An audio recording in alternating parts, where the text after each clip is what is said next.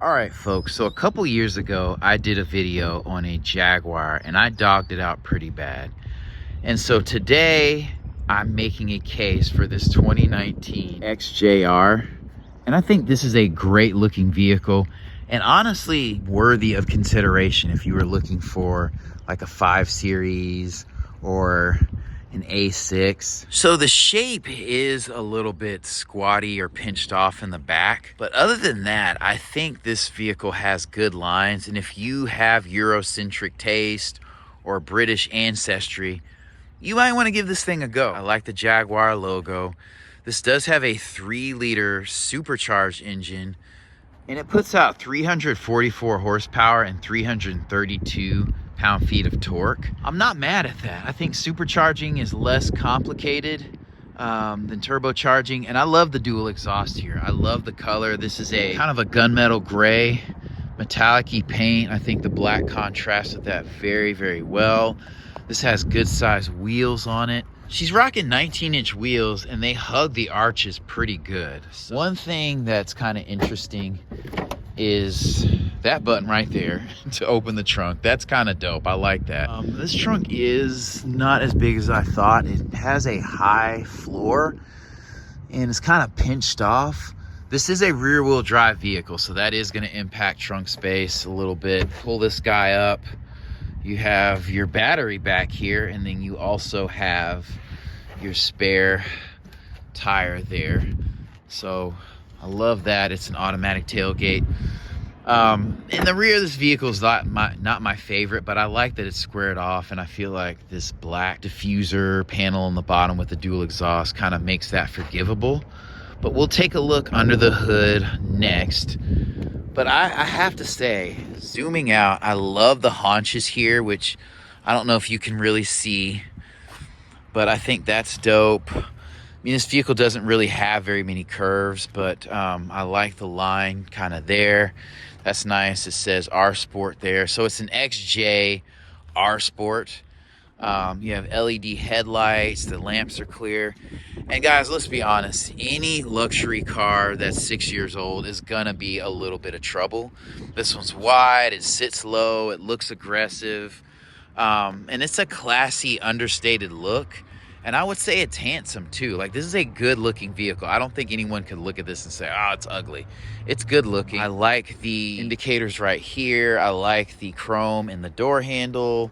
Again, this vehicle is kind of swoopy, coupy a little bit. So I honestly love this setup. So this is a longitudinally mounted engine because it is feeding the rear wheels.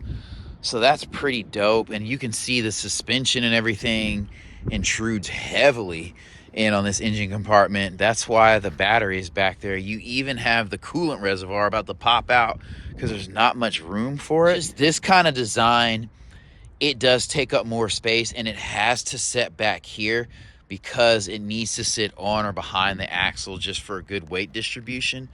So you have 2 air boxes here. Obviously, this thing is supercharged, and they're not trying to get a ton of power out of this engine, like more than they actually could.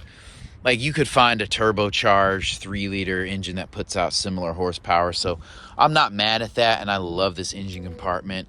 Longitudinally mounted vehicles look really good to me, and I like the old BMWs that do that. Like, stepping in, like, they are really trying to rival Mercedes with this interior look. As you can see, the Jaguar kick plate is nice there. It goes well with the paint color. I love this door. This is soft touch here, soft touch here.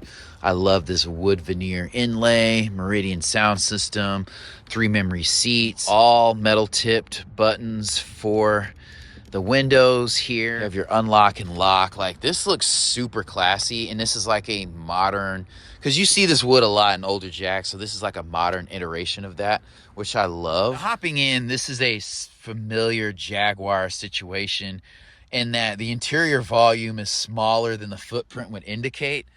But I love this display here. Very nice, very good size. This is like the perfect size. I love how it's inlaid into the dash. I love the hard buttons you have here. You got your home button, camera button, media button, phone button, navigation button. I love this here. So whenever you get in this vehicle and you push start, this thing will come up. And that's kind of scary, but again, there's bad things with all luxury cars. Not bad things, but there's things that are going to have to be maintained. I love this piano black contrasting with the chrome here. All these buttons feel really good. You have your e-brake here. You have this button here. I don't know what you're putting in here, but that's cute. They just want another reason to have like a metallic lid. You pop this open. You have your micro SIM card in there. I guess you have, you know, LTE service in here. You have your USB-A down here. I don't know if you can see that, but keep in mind, this is a 2019. So I love the round dials in here, like to open and close them. You do this number. You have a clock here that's unbranded. I'd like for it to have like a cat up there, but that's okay. Man, this looks really good here. It's off for battery saving sakes. You do have a fully digital display here. Going to the steering wheel, you have a wood overlay on the outer rim of the steering wheel, which is nice. You can pop your trunk here. I like how this is kind of concave. You have Jaguar up here. This is a very, very nice aesthetic. Like, you hop in this vehicle, you know it's luxury, and you know it's not like Kia or Hyundai or some regular brand trying to push up into the luxury segment. There's definitely heritage in this cabin. So the seats, I mean, you are sitting a little bit lower, and you can tell that by the seats. I like the piping here. The seats feel firm and cushioned. I think they're more firm than cushioned. The headrests feel good. They do fold down if this lock's not on them. Here should be a sunglass holder, but that's an interesting layout here. Anyway, you have an auto dimming mirror here. You have these guys which slide. This cabin, which do not slide out, actually. And this cabin, like, it sits low. The ceiling is low. So if I sit up enough, like my head, if you're like super tall, you might have a problem in this vehicle. It's very swoopy coopy, and I wish the back end was just a little bit taller and not as squished. But that's kind of the Jaguar way. If you remember the old XJs from the like early 90s. Honestly, the cabin space falls somewhere between a Jetta and a Passat, in my opinion. Fashion is the first order of business, and then we go to function. But these doors open plenty wide. So does this rear door. Getting in the back, it's the same affair, and I love that. And that's another sign that this vehicle has heritage. In some Kia, Genesis, like you're up front, you're in first class, and then you get in the back seat, and then it's like economy plus. But this is luxury, first class, business class, all the way through. Still have an ashtray in here, which is silly, and this is plastic, so don't smoke, don't do that. But it still works very well. When you're stepping in this vehicle, like, there's plenty of room, but you know you're sitting a little bit lower here. You even have a little screen back here, which is cool. And whoa, you have heated and cooled. What? That is crazy in 2019. And I love these seat backs. These are nice. They're gonna last for a long time. Same thing here. The seats are kind of slippery, but you know, they're more firm than they are cushioned. There's not very much bolstering back here.